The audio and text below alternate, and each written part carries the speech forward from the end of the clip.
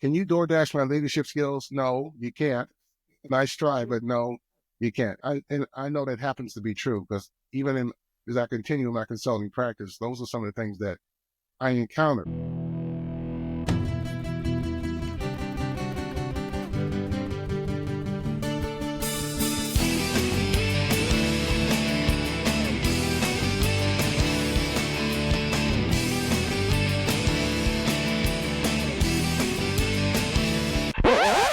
Hello and welcome to Backstage Pass, the HR Rockstar podcast. In the world of HR, talent, business, and more, there are times where you recognize top performers within the workplace. You may refer to them as rock stars at what they do. My thought was, why not combine my love of HR with my experience of 10 plus years performing shows around Michigan and the Midwest in my rock band, trying to be an actual rock star.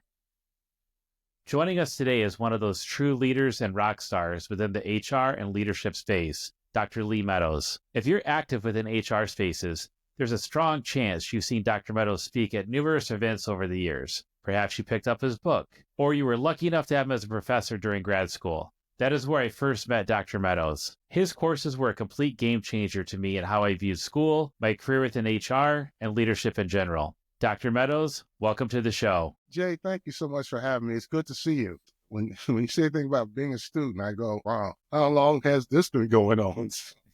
It's always good to see you. You know, I'm happy about your success. I appreciate it. There's times I play the what would Dr. Meadows do of how to approach certain topics or issues within the workplace. Great to finally connect. Can you just share a little bit about your journey and how you became an expert with leadership within the HR space? What initially drew you to the world of HR strategy and leadership development? You've worked in academia, corporate HR, consulting, really how those experiences shaped your perspective on HR's role. I was actually drawn to it out of higher education and my time at Michigan State when I worked for what was then the University Housing Program. So I was an area director. I had staff of resident assistants, graduate advisors, and it was through those trainings and interactions and those conversations that in many ways led me to the world of HR. When I left Michigan State, one of the things that I was lucky enough to have was an HR-related job, going to work for General Motors. And it was there where the whole field just opened up to me. It was, fascinating from the training and development end, from the organizational development end, from writing policies. General Motors was just this feast, if you will, of HR opportunities. And I pursued them to the best that I could, getting a chance to travel around and be a part of the General Motors culture and going to different places. And I guess I more or less immersed myself in it. In much the same way that, you immerse yourself in, playing for a rock band. So how do you get good at it? You got to immerse yourself in it. Every time you're doing something, you learn something from it. Don't give it a lot of thought and then move on to the next one. And it's just, you keep doing it and keep doing it. And the further I got along with it, the more I was compelled and convinced that HR was truly my calling. And so from that point forward, it's just a question of shaping the career to fit that, so that ultimately when I landed at Walsh College, teaching management and leadership courses, the things that I enjoy most, the thing that I wanted to do as part of my commitment to Walsh was, I said, well, let me see if I can help bring HR more into the fold at Walsh. And Walsh was very receptive to it. And so for the remaining years, that was always my focus. How to become good at HR in terms of teaching in the classroom, also maintaining some kind of consulting practice on the side. So bringing all those elements together. And it's been one of those journeys where I never needed to look back because everything in front of me was just worked out so well. So that's kind of the long and short of it without getting into too much detail. It's really like the 10,000 hours mindset. Malcolm Gladwell says of do something for 10,000 hours, you're going to be an expert at it, whether it's guitar, leadership training. There's so many things. You got to put in the time. And we live in an instant gratification world now where people want everything now. We used to say there's the crock pot method and the microwave approach. Yeah. And I don't think there's even the microwave approach. I think people are like, they want it now. Yeah. Because you can have everything delivered in your door within a matter of minutes if you're willing to pay for it. Yeah, you can do. Can you DoorDash my leadership skills? No, you can't. Yeah. Nice try, but no, You can't. And I know that happens to be true because even as I continue my consulting practice, those are some of the things that I encounter. Well, how do I get good at it? How do I, it's like, I want to get good at it right away. Well, you can't. You got to do stuff, do well or not do well, figure out what that is, and then move on to the next one. And that in and of itself that's how people become experts at something. They just immerse themselves in it and stay with it. And the real key being what they're immersed in is something that they enjoy doing. As you know, that always comes out, whether you enjoy doing it or not. It always shows itself. Well, it's funny you said about, can you DoorDash your leadership? It's with all the snow we've had here in Metro Detroit recently. There's a funny meme that went around with a cartoon picture of a father handing his son the shovel and said, "No, son, there's not an app for that." And now, of course, there is an app for that. You can find people on demand to shovel your driveway. It'll come shovel your driveway.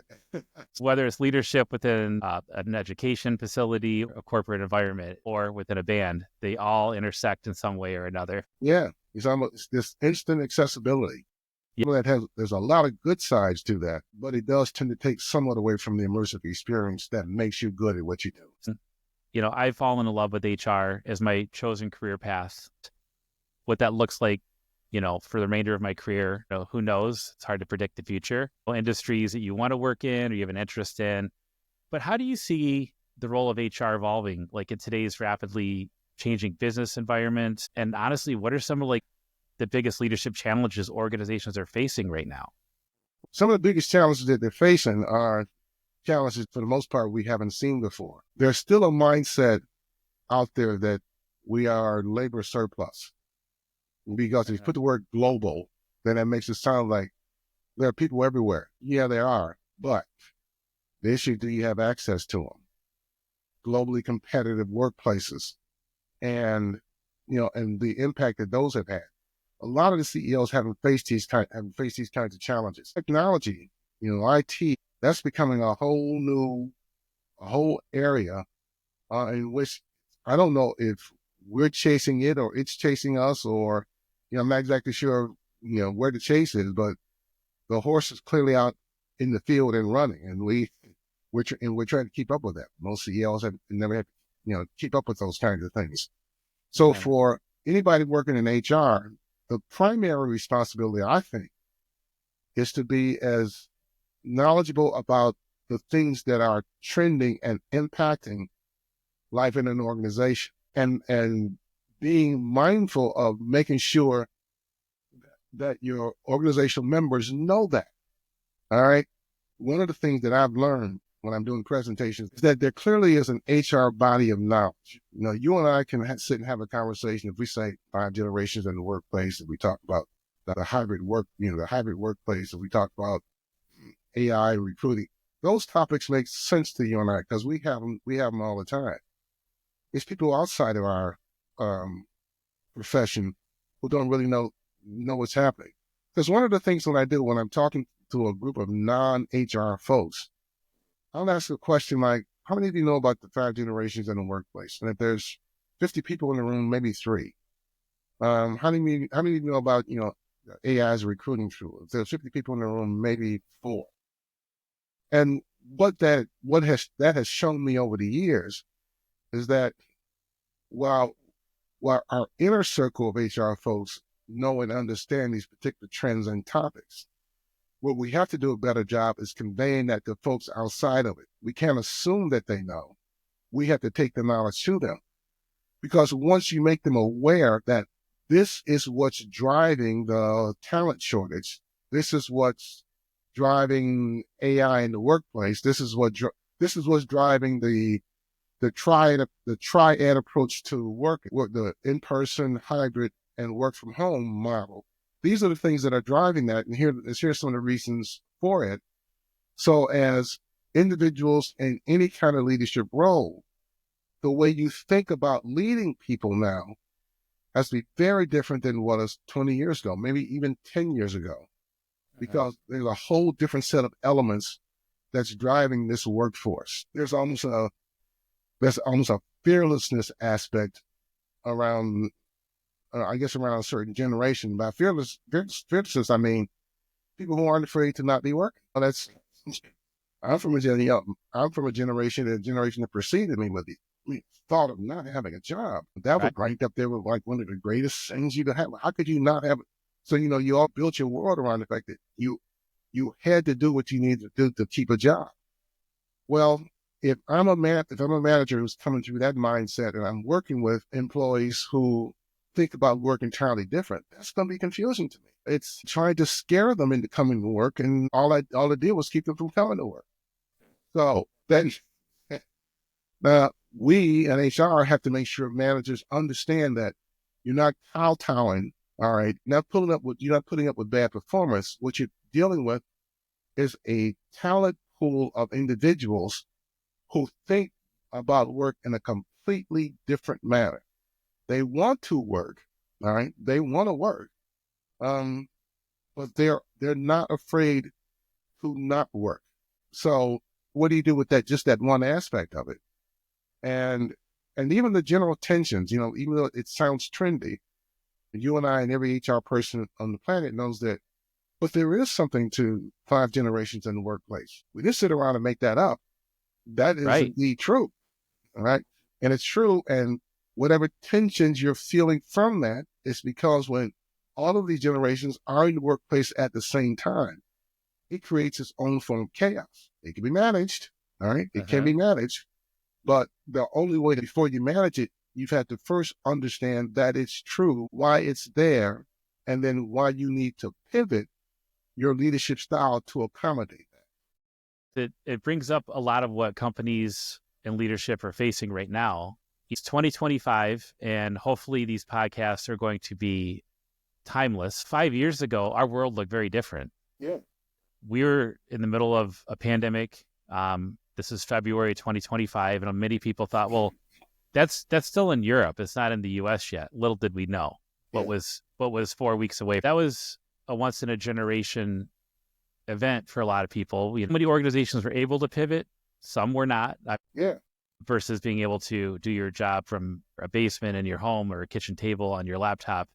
But I look back, and about a week ago, I had a bunch of old YouTube videos saved from about 5 years ago, and how all the tech companies were, remote work is the way of the future. Yeah. And this is going to be a game changer. Yeah. And then you start hearing some people say, but once this is over, maybe hybrid is the answer, because if you can do your job from Denver, they can do your job from Dubai or New Delhi. So you should always be in the office somehow, some way. And I said, I think it depends on your role, the culture, the company. We see this complete return to office mandates in a lot of organizations across very different industries. Some it makes sense, some it doesn't. I know some global teams, okay, I have to go to the office, but I'm on calls at 6 a.m. because my team's in Eastern Europe. Who am I collaborating with in the office besides people at the coffee maker, which those relationships are valuable. With return to office, the push and pull with that, labor market up and down in terms of, is it an employer market, employee market? What are some strategies from your perspective that companies can use to engage and retain top talent in a competitive market? Everything starts with leadership. Everything, from top to bottom. In that there are still too many traditional models about how people get into leadership roles. I'm always an advocate of internal promotions as a reward for good performance to individuals who to go into leadership roles. I mean, there's a certain level of stability that comes with that. The problem with that is that if we aren't training that individual and the appropriate leadership skills, we set that person up for failure. Because to assume that they know just because they've been promoted is an erroneous assumption. You have to think about, well, this person is being promoted because he or she has the requisite understanding of the job. They seem very good at building relationships and getting things done. Well, the thing that's where it stops is naive. That's just the beginning. That allows you to sit in that supervisory role. But then the organization is obligated to say, as long as you're in this role, here is the skill set that you need to have to be successful. So when you start thinking about internal strategies. I don't think about it from HR's standpoint only, but HR's influence in saying to the organization, everything starts with our leaders. And if we're going to promote people into roles, what we need to have is an internal curriculum, skill-based, that says, if you occupy this role in this organization, here's the skill set that you need to have. Here's how we're going to help you get that. And here's the reason why you need to have it. Because this workforce is different. All right. They're not, if you're wondering if folks are like you, they aren't like you, but we need them in the organization. So being able to distinguish between what's a generational way of thinking about performance versus someone who's just a poor performer, the two are not the same thing. But if you don't know that, the assumption is that they are the same thing. I think one of the other things that we in HR have, what we have to do is become a lot more assertive about what are the things that we do know. All right. I mean, you've been in it for a while. Everybody thinks they know how to do HR, other than the folks who do HR. So everybody's got an opinion as to how it's supposed to be done. Everybody has a perception about how it has to be done. Everyone thinks that it's an easy gig, and that you're essentially an enforcer. Clint Eastwood, the enforcer. So it's like every time when I hear that, I just kind of sit and look at the person and say, "You just don't have a clue, do you?" It's like an accountant trying to explain to a singer how to carry a note. Yeah, exactly. And you go, "Well, do you know anything about singing?" "Well, I've hung around singers." "But what's your expertise?" "My expertise is accounting." "Then shouldn't you be advising an accountant on how to be a better accountant, as opposed to thinking you know how to do this?" So I think we have to be a lot more assertive with the stuff at least less humble about it, because we do know stuff, Jay. We know about the 5 generations. We know about AI. We know about the talent shortage. There's any number of things that we know that have to be shared with the organization, so the organization can strategically begin to manage some of these issues that are coming up. And I'm still trying to figure out how you teach an organization or an individual to pivot when it's clear that I can see the iceberg ahead. Perhaps we should not wait till we get too close to it before we try to figure out how to turn this thing around. So when you talked about YouTube videos from 5 years ago, where tech folks were saying remote work is the work of the future, well, then folks should have been listening to that, because on March 13th, 2020, when everything shut down, the following Monday, we were up and running. Right. We were actually, and so for all those folks who said, well, it won't work, people need to be in the office, that's productive, people need to be seen and all that, that blew all that out the window, every one of those assumptions. Gallup followed the productivity folks during that time. They were just as productive, if not more. We created a whole group that didn't exist before called remote workers. And that's individuals who absolutely refuse to come back to the office, no matter how you threaten. And while folks saying a hybrid is a good model, and I guess that's the compromise between the two, ordering folks back to work or else, well, that hasn't played well for the few organizations that have done the or else, because folks will go, then I'll take the or else. Well, now you've got a lesser number of folks coming back to the workplace. I just think that this whole notion of not accepting the truth and promoting a false narrative, for a number of these organizations, when you ask folks, they say, well, why should people come back to work? Well, they're more productive. The interactions are a lot better. You can see the productivity and all that. Well, Gallup and other research organizations followed that. And it turns out that's not true. They're just as productive. There are some folks who are at a stage in their career, they're going, I don't need the relationships in the office. I just want to get the work done. Or it has allowed them to manage their overall lifestyle in a way that allows them to be just as productive, if not more so.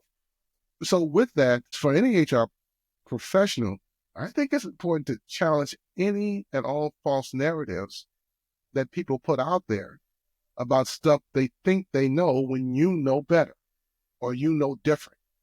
And being able to challenge that in such a way that you both enlighten, inform, and educate, so that when folks are engaging, non-HR folks are engaging, they're at least a lot more aware about things that are going on. Yeah, it's one of those things coming out of COVID in 21 and 22. We saw the labor market explode. Yeah. I think there were a few different studies where there were 3 or 4 jobs for every individual looking for one. I think anyone that was working might have looked over their shoulder going, maybe I should meet that headhunter or recruiter for coffee, on my way into the office, or have that long lunch to see what's out there to test the waters. It'll be very interesting because we know, as of now, early 2025, the labor market's contracting somewhat. Industries are going through different cycles. Yeah, they are. It's post-election. We're dealing with tariffs. Again, this date stamped this in February 25.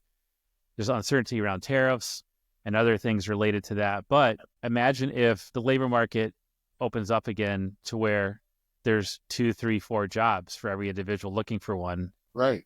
Is that going to change the dynamics where these return to office mandates are now loosening up because overnight see the value in remote work or hybrid work or flexible work, where some companies, they might let someone go to work from a relative's home in Texas or Oklahoma or California, be with maybe a sick parent, as the sandwich generation are going through. Yeah. You have young kids or teenagers or kids that are maybe entering college. So you have one set of challenges, and then your parents might be approaching an elderly stage or have some health challenges, and you want to be there for them.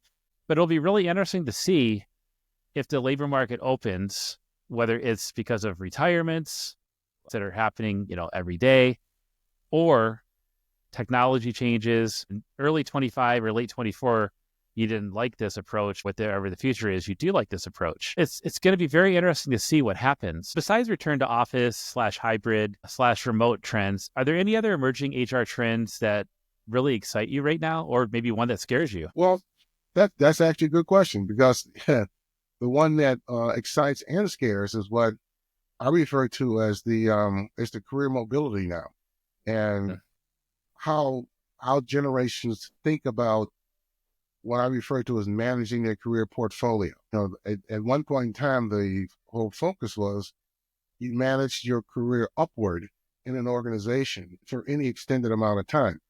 And I think a lot of that still exists. I think a lot of it still resonates, but it speaks in contradiction how later generations tend to think about things. I'm part of that generation where you stick and stay, don't dare go away. You gut it out. You don't leave a job because you don't like your boss. You stay with a job because you like getting paid. You get the stability. You get the benefits. You just stay in. Who said you had to be happy at work? This isn't a fun factory. It's where we come to get work done, and you get the work done. There was this whole straight lane approach to, you go to work and that's your lane and that's just it. Well, again, what's been trending are individuals who don't tend to think of one organization as a place where they build their career, but looking at it, building a portfolio across several organizations. So the old notion of being in a place, more than 3 years, for some folks, that's kind of frightening. Say, well, Dr. Meadows, I've been here 3 years. Do you think it ruins me in the market? No, I don't. Why would I think something like that? 3 years is a nice run. But no, if you did a 4th year, it would not hurt you. But there is that mindset that if I can't get the things that I want quickly in this organization, well, I'll just wrap my skills up in a bundle and market them to another organization who will benefit from that, and not giving that a single thought whatsoever. Well, again, that's a certain kind of fearlessness that comes with that, but it's also frightening for us in HR, because when those things happen, an individual wants to leave an organization because they just don't want to be there, that's fine. But if they're leaving because advancement opportunities are, they don't have access to advancement opportunities, there's things going on with the person they report to, and they don't want to put up with it. Team stuff is getting in the way. Well, there's a less tolerance for that than there would have been years ago. Now the whole issue becomes, how do you get folks to both know and understand that you are now dealing with generations of folks for whom moving to another organization across their career is not that big a deal. And I like to think that it's gotten to the point now where those of us in HR, If we see that on somebody's resume, we're less threatened by it than we would have been 10 years ago. But we see gaps of unemployment in their resume. We're less scared of that than we would have been years ago because people have reasonable explanations for gaps, right? They have reasonable explanations for you only worked there a year and a half, but here's why. So it forces us to ask the why question to understand what's going on, as opposed to assuming that, well, this person is just gets bored very easily. Well, that's a different kind of dynamic. So I don't know if it means that, we have to break out the Jay Arnold rock band every day, and play that in the atrium while folks are at work. But it does suggest that there's a certain liveliness, if you will, that I think folks are seeking when they come to the work. If you're going to make me come back to work, then I don't want to come back to some place that's boring. I don't want to come back to doing work that's boring. I'm going to come back to reporting to someone who's boring. It's got to be a little more exciting. Or I'll pack it up and go over to organization X, who's been recruiting me anyway. Again, that's exciting and frightening at the same time. Frightening from an HR point of view, because it's, the whole thing that we're into now is how do you retain good talent? And we don't have as much control over that as we would like. So we have to make sure folks know this is what's going on. This is why it's an issue. One of the things I saw when I led my previous team is, there are people that were top talent and you wanted to give them stretch assignments. You knew that where we were in the year, promotional cycles, they were still 8 months away, and I couldn't do anything at that time because they're only done so many times per year. But let me have, sit in with something that's happening every other week, the different arm of HR that's onboarding new employees. Yes, going over policies, but to really understand, hey, do you see yourself in that role 6, 12, 18 months from now if that person were to be promoted? I told one person, I want to have you be part of that every other week for 2 months and find out you don't like it versus applying for the role internally and then realizing, like, what did I just get myself into? The different skill sets you mentioned regarding talent, it leads me to someone else that I've been listening to a lot of. I'm a huge fan of Prof G, also known as Scott Galloway. He teaches at NYU. He's made millions starting and selling businesses. That's one thing that he has said. People will call in and say, I do this during the day. I'm an engineer, or I work in finance, but I have this side hustle. And he's like, I think you should go all in on what you're, what you need to do, and don't have a side hustle. If you spend that much time doing what you do, you're going to grow that much faster in your main gig, can earn 20, 30, 40% more. Mm-hmm. You might have to switch organizations to do so versus, a side hustle here or there where you're spending all this extra time. The only thing I'd push back on that is if you really have a different passion, you want to test something out. So you're an engineer, but you're going to do a complete pivot and be a photographer. There's a saying, you want to have the boat next to the dock before you make the leap and not fall into the lake. I can see both sides where if you're all in going in your career, you also want to have that guidance of going, I do want to do this. I do want to be a photographer. I do want to go from engineering into culinary or whatever it might be. You want to have that boat close to the dock before you make the leap. Well, but that makes sense. I mean, when you were talking about, the person you were working with and I want you to do this, then find out if you like it. That's how you find out anything. You stick your toe in the water and try it out for a while. It may turn out that you love it. It may turn out that, no, this is a waste of my time. If it takes you away from something that you're not going to enjoy, then that's a good decision, because now you're not wasting time trying to find that out, because now that you know. And I think things like stretch assignments in the organization, even when there's a cap on rotations and promotions and all that, that's still a good way for folks to find out, who also not be bored. Say, well, because that's what happens. Person reaches a certain point, they don't have any stretch assignments. There's nothing else. There's nothing more for them to do. So they start thinking about, well, maybe I can get mobility in another location. All right. That's what we have to share with folks.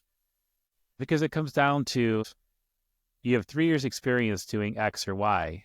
Well, do you really have 3 years experience, or did you do it 1 year and repeat it 3 times?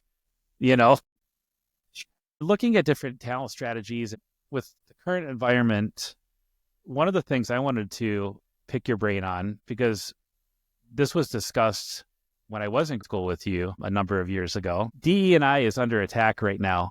Yeah. At all levels. It's been one of the most misunderstood things. It's been completely turned upside down. Some people said, no, it started as one thing from a good place and it went way too far in one direction. And then scrapping everything might be way too far in the other direction. There's so many companies that are announcing the rolling back of their DE&I programs and initiatives. And there's various reasons as to why they think they're doing that. And I'll let viewers and listeners Google that to figure that on their own if there's merit to that. With that being said, some companies, they're planting the flag in it. They're not rolling things back. Delta Airlines is one, Costco, Apple, as of February 2025. Yeah. What role does HR play in driving DEI initiatives? And is there anything that leaders can do that go beyond that? Like HR's role, I think, where DEI is concerned, is to chase the false narrative, confront the false narrative, with facts and with truth, and with principles. Now, this whole thing with DEI got started because somebody somewhere got upset because they thought the process was discriminating against, and I'm going to say specifically white males, that somehow it became a quota system, that somehow it was favoritism. And the biggest damn lie that was perpetuated without any facts or evidence was that we're lowering standards to accommodate people of color. It's like, and I don't know where the hell somebody came up with that, because that's never been true. It's never been true. When it was affirmative action, it was never true. So somehow somebody got upset to get on this, to decide to blame DEI, when the reality is DEI has been really about ensuring the rights of all individuals who are in that organization to have access to opportunities. Inclusion is about access to opportunities. It's never been about just bringing somebody in and just having them sit there. Why would you recruit any kind of talented person and not have them central to the things that are going on? Why would you do something like that? So it became a lot easier to blame DEI for planes falling out of the sky, financial systems trains running off the track, boats running into bridges, without anyone stopping to think and just using a common reasoning approach and saying, now, how would that as a policy cause a train to run off tracks in Ohio? How would that as a policy explain a boat running into a bridge? How would that as a policy explain fires in Los Angeles and any other silliness that came from that? If individuals were interested in really the evolution of DEI, then what we needed to have was frank conversations about its central purpose and what becomes the next steps. That's blown out the water now. Federal mandates, if you have DEI policies, you're not going to get federal funding. If you have DEI policies, we're going to look at it as a criminal investigation. If you have DEI, it's like, all of a sudden it became crafted as this villain that it never was and never would be. But now that the narrative is out there and folks are chasing the false narrative, for those folks who are standing firm, what they are essentially saying is, but we have evidence to the contrary, right? We don't have political rhetoric. What we have is evidence to the contrary that says that's not true. So if we want to have a conversation about the evolution of DEI to a talent model that embraces the talents that individuals bring into a workplace, then let's talk about it from that standpoint. This whole criminal threats and all that's false narratives gone awry. And I think most reasonable people would sit for just a minute, if they sat and thought about it for just a minute, and say, I don't see how that's possible, right? Johnny C. Taylor from SHRM, he's dealing with his own storm right now at SHRM, but one of the things that he said is focus on policy, not politics as an organization. Right. I agree with that to a point, but the reality is that policies are a result of politics. Yeah, and absolutely. and of legislation at the state or federal level, whether it's salary transparency laws in a handful of states. There was talk that was going to be rolling out federally under the Biden administration. Non-competes, they were gone. Who knows where they're going to be now? Yeah. You know, back to DEI for a moment, as things are being canceled, some, including rural farmers, are finding out they were part of that program for certain farm programs under the E of equity, because they finally got a shot to compete against a corporate farm. This also goes back to what you said earlier about everyone thinks they can do HR. They're just a fun police. You know, I remember a previous director of mine, great leader, we had a leadership meeting and we talked about some challenges as we were coming out of COVID. And we had a hiring manager that ran a department flat out told us, your hiring practices are terrible. I can rip everything down and rebuild it from scratch and do better. This was a software engineer. Yeah.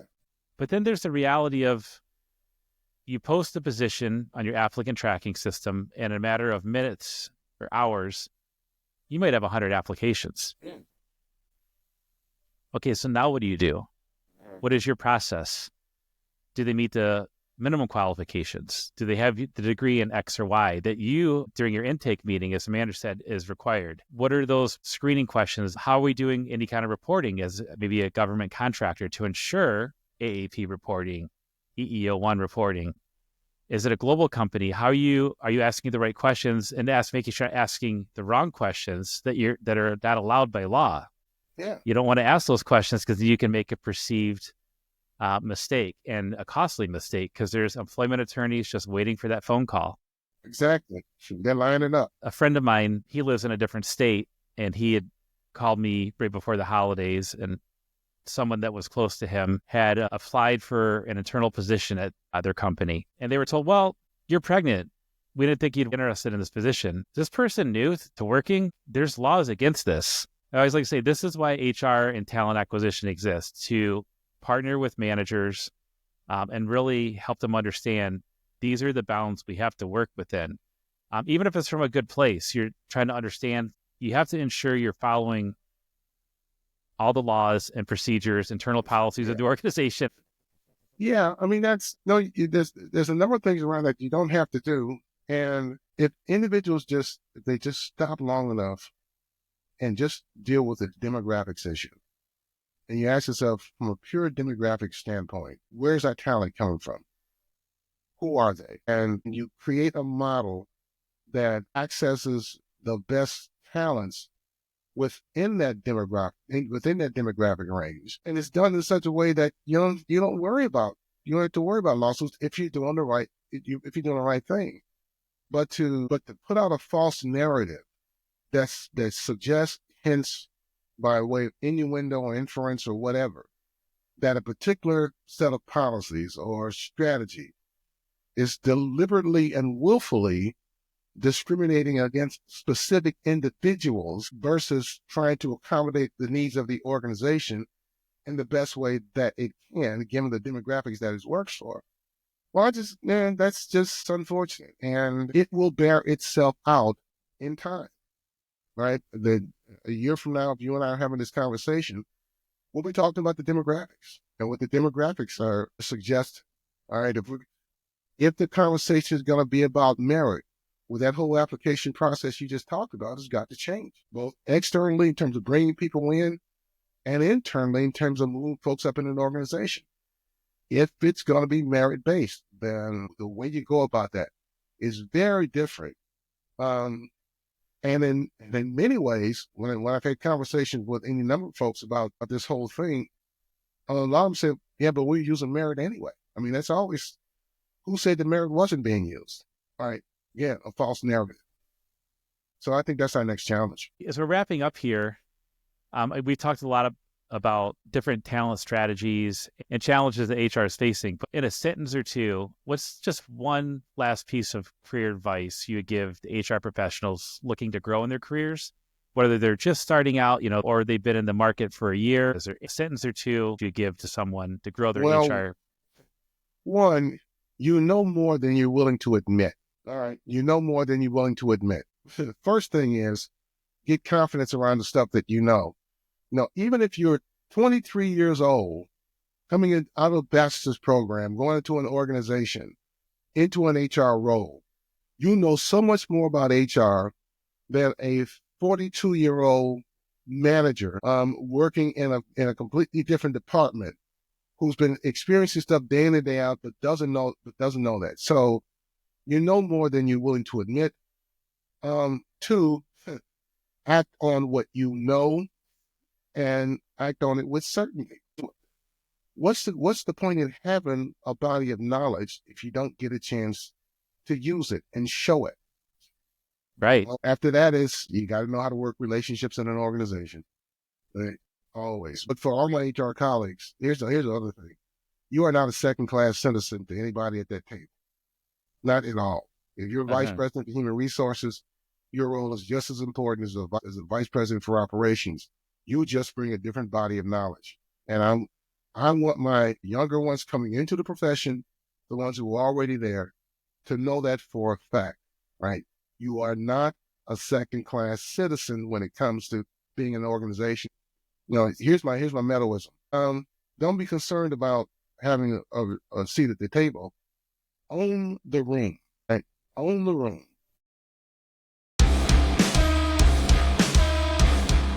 This is our encore section, like a band does an encore. One of the things that I like to ensure that human resources does is to ensure that the human stays in human resources. Human resource professionals, they're human too, and like to have fun. They're employees or clients at the end of the day too.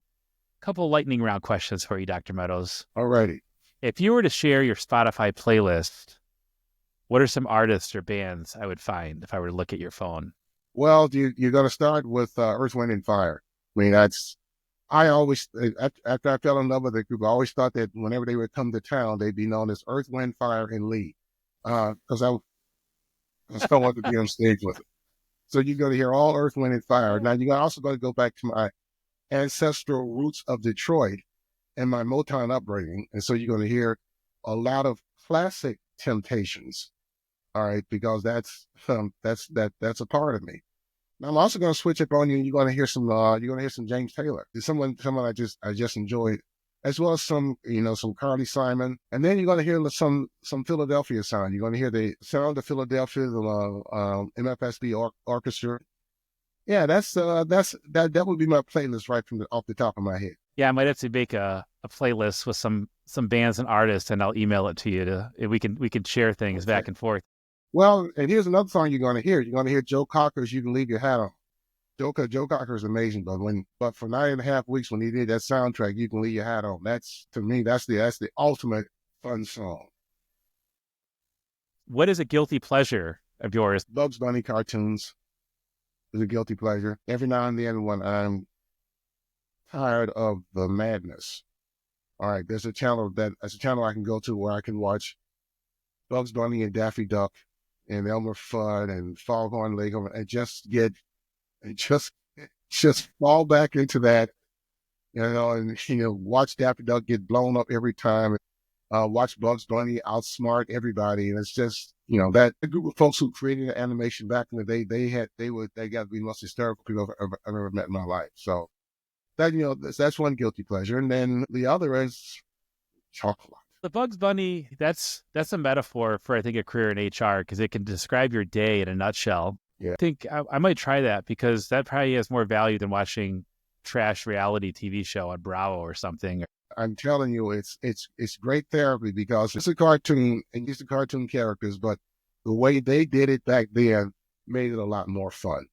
So, and after an hour, you can sit back and go, okay, that's good. I can move on. I think I'll share one of my guilty pleasures with you since we have such a rich history is that one of the things that I do is I love cheesy 80s music. It could be hair metal. It could be new wave stuff from early 80s.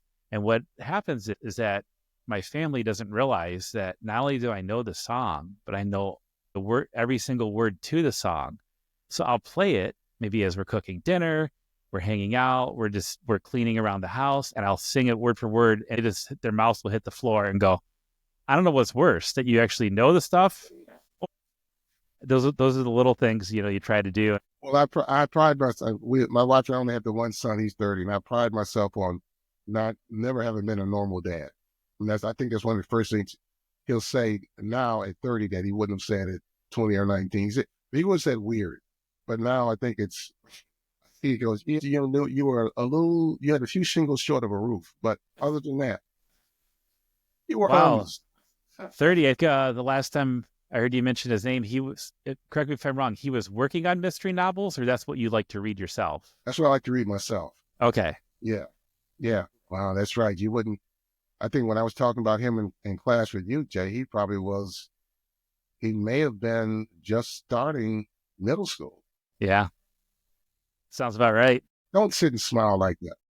As we wind down here, where can people find you if they got entertainment out of this interview? And Dr. Lee Meadows is great. I want him to speak at one of my events, or I just want to pick his brain on a topic.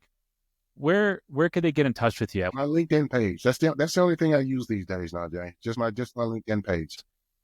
It's simpler for me. It's easy to reach because I don't check a lot of this stuff every day, but I check LinkedIn every day. If you want to get in touch with Dr. Meadows, his information will be in the show notes, where to find him on LinkedIn. Thanks for tuning in.